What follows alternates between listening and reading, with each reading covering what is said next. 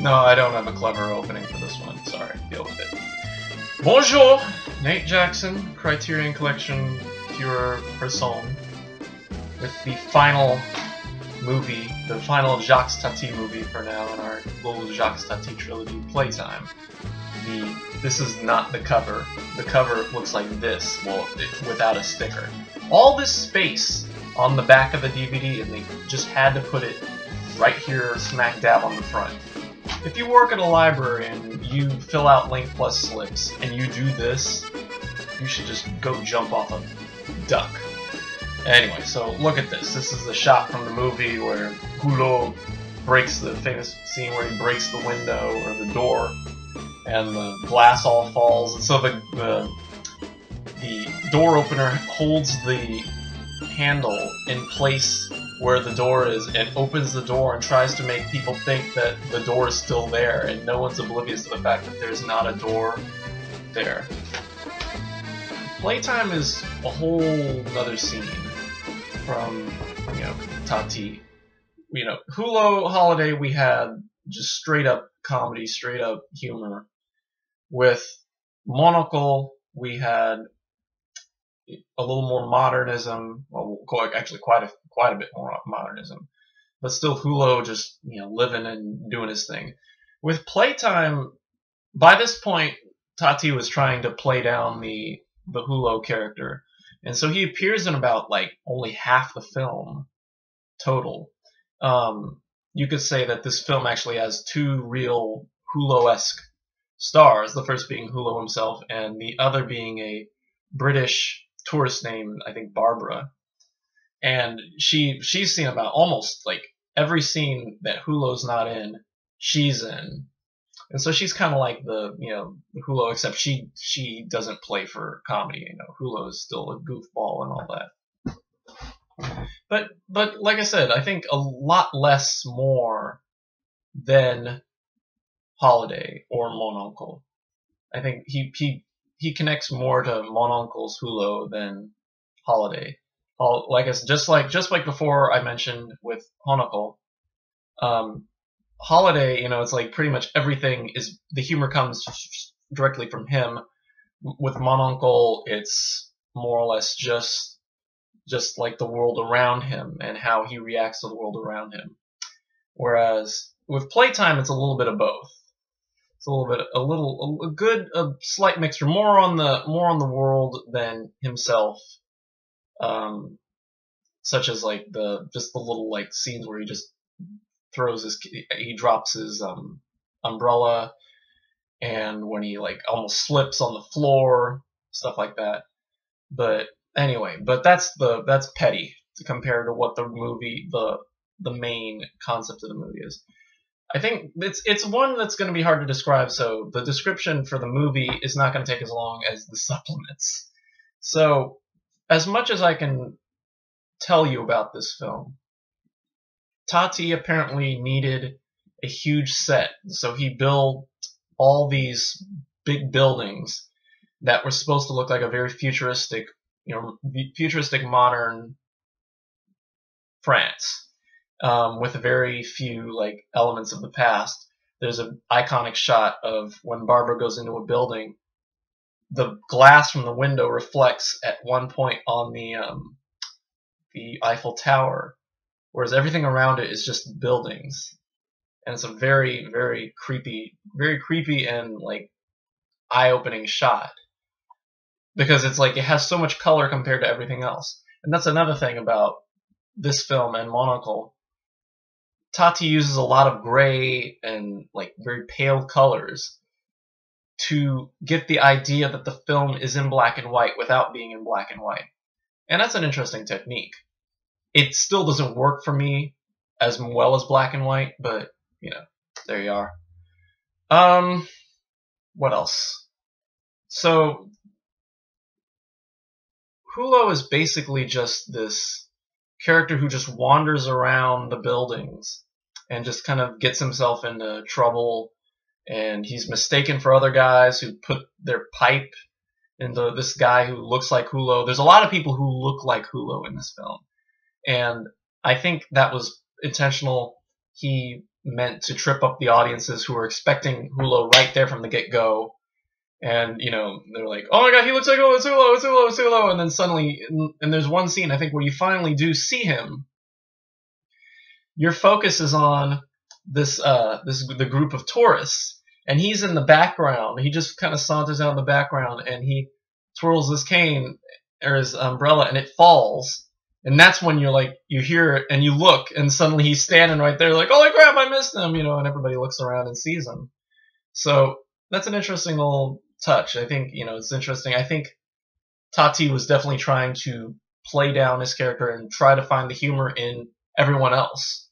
I think that was one of his observations in his later years, is that he was trying to get people to see that other people, everyone is funny. Everyone is funny in their own way. But anyway, back to Hulot. So Hulot is in this world, and like always, he doesn't fit in. He just wanders around, and he, like, the start of it is like he's with all these different like offices, and then there's like a modern world tour, and he and Barbara like casually meet throughout the film, but they don't really meet until toward the end. The latter half of the film is basically like it's pretty much like the whole day. Toward the end of the film ends like the last half is like set in like this dining room, and it's like sort of, I guess it's like not really totally finished, because like the tiles coming apart, and they're still like putting like renovations and stuff like that. And so they all reconvene there. Everybody, pretty much a lot of people in the film reconvene there. And one of my favorite scenes is toward later in that scene where Hulot shows up and he meets Barbara and they start dancing. And there's this scene where these fixtures are hanging, and there's something on top of the fixtures, and they're all trying to reach it. And Hulot's like, you know, the only one tall enough, so he jumps up and reaches it. And he pulls down the fixtures, and they all come down. And this like really like Texan kind of like American comes down and like totally sets up a table on the other side of the fixtures as if it were like a private room. And Barbara like starts playing the piano because the band goes away, and that's a really interesting scene. It's definitely one of the highlights. I mean, mostly just because of the fact that Hulot is being Hulot, you know, wrecking stuff and all that. But yeah, and then I think one of the other really big highlight for me is the final scene where everybody's in the carousel of cars, and everybody's going around, and the girl, and the shot of the girl on the motorcycle, and she's bouncing up and down as if she were on a horse, on a merry-go-round horse. And then there's a shot from the bus that Barbara's on, with all the cars going up and down in the auto shop, and it's a real trip. And that's pretty much all I can say about Playtime. I liked it better. I liked it more than Mon Oncle. I think it has a little more charm than Mon Oncle. I think the people in the couple are really cold and ugly to me. The way they act and all that. And with this, you have a bevy of characters you can try and connect with. You have, you know, Hulot, of course, and Barbara, and, you know, all the different tourists. And it's a bit warmer, and there's a lot to get. There's definitely a lot to grab. It requires multiple viewings. There's a lot of visual gags that you'll miss. There's a lot I missed until I saw a lot of the bonus features, the special features that point them out, and I'm like, oh crap, I totally missed that. Because at one point, I kind of just got lost and like was just kind of watching it and just like expecting the dialogue to take over, but like always, it doesn't really. And that's one last point about the movie. We actually get to hear Hulot speak English for I think the only time. I'm not sure if he does it in Traffic. But there's a scene where a guy asks him for directions, and he actually gives the directions in English. And so it's kind of cool. We get, you know, just him just saying his name to another line having like one line in French and then like a couple lines in English. So it's like he's definitely, I think Tati was not only trying to play down Hulot, but also trying to evolve Hulot. There you go. So yeah, like I said, I liked it more than Monocle, so I'll give it a better rating. At the same time, it's really confusing at times, and the plot, the lack of plot is a little bizarre, or lack of main plot. There's mini plots through and throughout, but they don't really give the film a total connecting idea. It's all about concepts and stuff like that. So I give this one a B plus, a B plus, yeah. It does drag on a little long, but at the same time, it's very funny. It's very, very interesting. It's very conceptual, and it just goes to show you how far Tati went for his art. Because this film bankrupted him.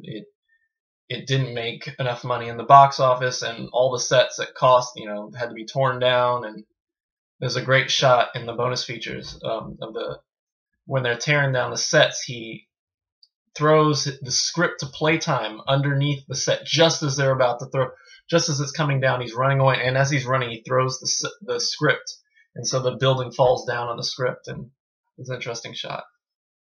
So that's it. Yeah, that's it. So PlayTime B+, pretty good movie. Definitely worth a number of watches, and I look forward to seeing it again in the complete Jacques Tati. So anyway, so supplements. So this is the bonus version, and sadly this does not have the case to it. I guess there's supposed to be a slip cover, because this which has all the details and stuff like that. So I'll try to remember all the bonus features. And as I remember, I'm turning on the DVD player right now just to remind myself what the bonus features are. And maybe if I forget. In fact, no, just give me a second. Let's see. The first one that I can remember is, of course, on the first disc, Terry Jones also introduces the film, like the other two, Holiday and Monocle. So it's always interesting to hear him talk, especially with somebody I'm familiar with, Python. And yeah, so the first film is Au Delay de Playtime, which is a short film with just shows behind the scenes footage. Tati's Story, which is a 20-minute, like kind of mini biography about him and his films. Very short. Jacques Tati and Monsieur Hulot's Work, which is a BBC omnibus documentary about the interview with Tati on the set of where Holiday was shot. Is mostly about Hulot and how his world connects and all through his films. Tati at the San Francisco Film Festival is a short audio excerpts from an interview that Tati did right before the release of PlayTime, like an advanced screening in San Francisco. They ask just basically questions about the film and all that.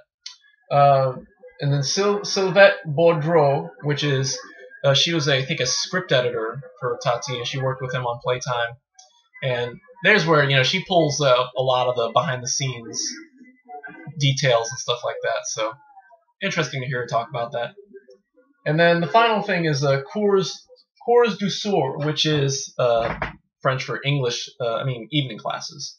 And this is the little short film that Tati did, I think, around the time of PlayTime. It's about a half-hour long, and it's basically just him teaching a class the ways of mime. And it's just pure Tati. It's just basically just him being a goofball, and especially, which is cool for so later in his age, later in his life, that he could still do mime and do it damn well. Yeah. And that's the size of PlayTime. So a lot of bonus features, not as much as I thought there would be. It's actually the bonus features, they keep them light, and they keep them interesting too. When I saw that, this was the special edition, had a whole separate disc of bonus features, I said to myself, oh no. Yeah. So I'm glad that they kept them interesting, and that they centered on Tati and not like, people who thought they knew Tati, or, all that. So there's a lot of Tati and interviews and stuff like that, which keep it interesting. So yeah, PlayTime, B+, grab it and watch it a bunch of times. And yeah, that's it. So thanks for tuning in to the Jacques Tati trilogy. We'll get to more. Traffic was done. I think I looked up the Tati's films, and I guess Traffic was in the done in the 400 series. I think it's number 434. And then the other two, Joie de Voir, I forget the name of it, and Parade were part of the 700 series, because as part of the 700 series, like right after the complete Jacques Tati. So we'll get to those later. I guess obviously Traffic first. We'll get to that one in, I guess, 3 years, 2 years. 3 years. Anyway, so that's it from now. Big Deal on Madonna Street is next. We'll do that one, I don't know, either Sunday, Monday, and Tuesday. I'm liking this Sunday, Monday, and Tuesday thing. So we may get to that one later. That, or we may do it later this week. I'm not sure. Stay tuned. And then My Man Godfrey, and then Rififi, and then The Hidden Fortress. My Man Godfrey and Rififi are on their way. The Hidden Fortress I still need to put a hold on. And yeah, that's about it. That's all I can remember right now. I'm excited for another Akira Kurosawa. Still my boy. Though Tati is coming really damn close as my favorite director, my new favorite director. And yeah, that's it. Thanks for watching. Don't be in the modern world, and don't break glass doors, and don't pull on fixtures and all that good stuff. And we will see you sometime in the next few days for Big Deal on Madonna Street. Until then, goodbye.